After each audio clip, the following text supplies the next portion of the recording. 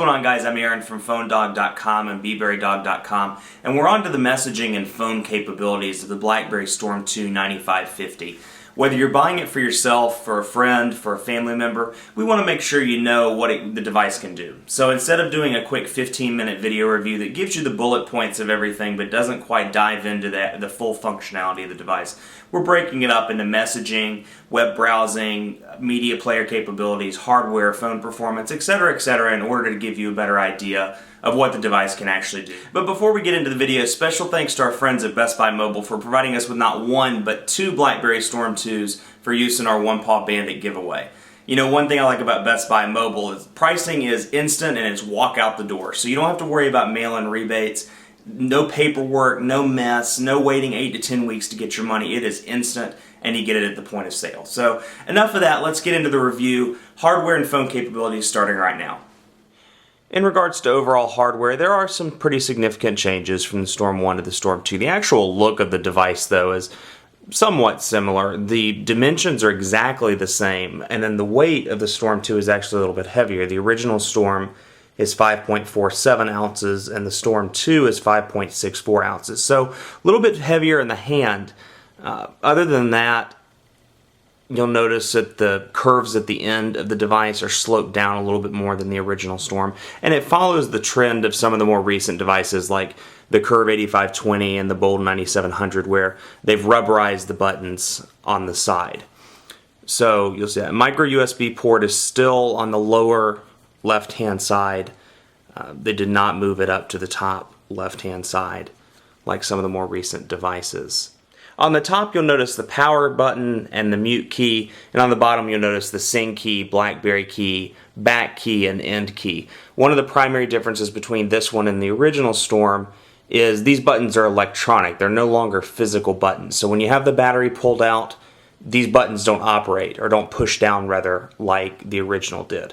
That's due in part to the massive screen difference between the original Storm and the Storm 2.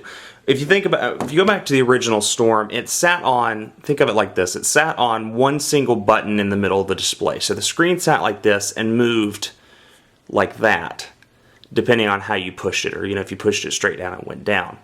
The Storm 2, it was a physical button. The Storm 2 sits on 4 what's called electronic actuators. So they're not actual buttons anymore, rather they're electronic buttons. So when you push the display on the Storm 2, what you're feeling, that is an electronic impulse. You're not actually pushing anything. As weird as that is, you're not actually pushing a physical button underneath the display. So same thing with the buttons on the bottom. Those are controlled by the electronic actuator. So when the battery is pulled out, this entire thing stops working. The keyboard on the Storm 2 is almost identical to the original Storm, with the exception of support for multi-touch input as a result of the Storm 2 using the electronic actuators as opposed to the one physical button in the middle where you had to wait to remove your finger before you could push something else down. So, for example,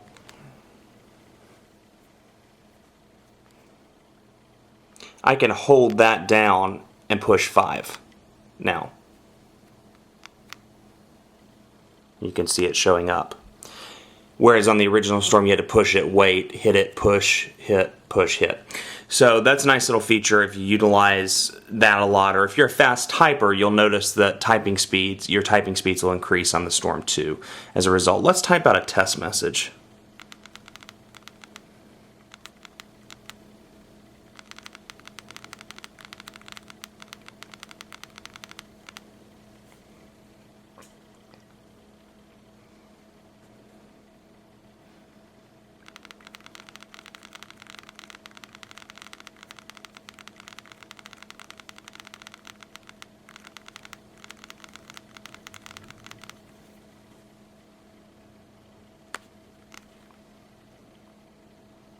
And you'll see that it's showing up there.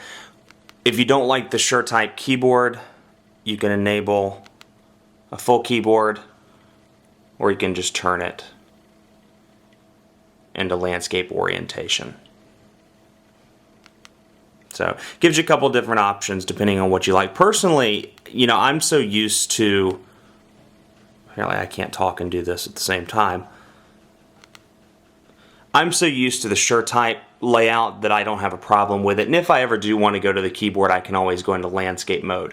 But for those of you that do like a full QWERTY keyboard, you do have the option of converting it in portrait mode to a full QWERTY keyboard. You'll notice that the call interface is very similar as well to the original Storm, if not completely identical.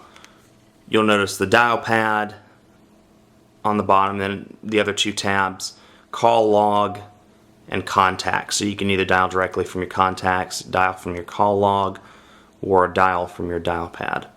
Let's do a test call. You'll see that there are 4 options: speaker, mute, flash, or you can add a participant. Each one lights up when you select it. If you want to actually push it, you would click it down. Down at the bottom, it'll allow you to show the dial pad, notes, home screen, view calendar, and view contacts.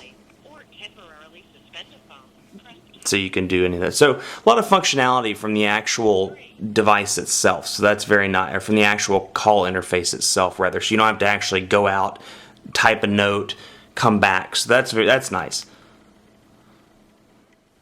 And last but not least, on the hardware side, the 3.2 megapixel camera, unchanged from the original Storm. Let's take a test picture. I'll snap one of my cat who's over here in the corner. Cat napping. Hang on one second.